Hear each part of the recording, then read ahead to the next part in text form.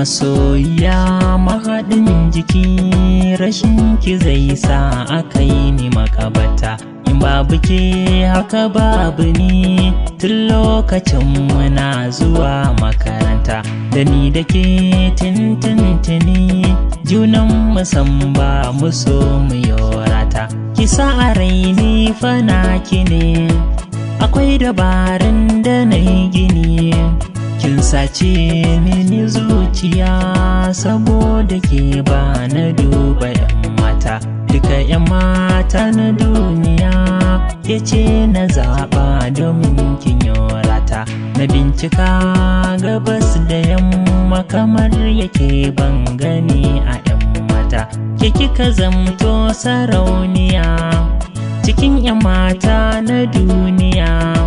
Kin gani tun da farin soyayya ta da ke kaɗai nayi, tamkar yaran da ke ta yin ta ni ma a so hakan nayi. Burina dai a yanzu ki zamto mata, ko zan canja yanayi.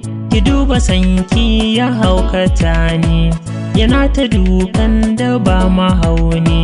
Tunda sanki yake waya ya zagaya can cikin kwakwalwana. Ko da karatu in zan biya, sunanki ne ke fita a bakina. Ku duba tsabage na so masoya, mu dinga tausayin juna.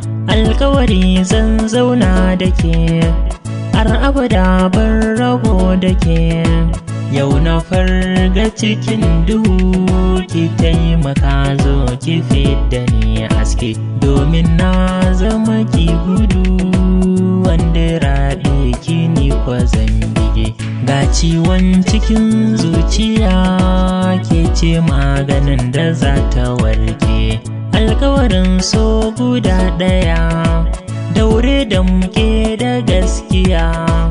Soyayya ruwan zuma ce, wasu sun ce ruwan maɗaci. Wani sa'in tana da daɗi, wani sa'in ko tana da ɗaci. Wani sa'in ta gyara suna, wani sa'in ko ta ɓata suna.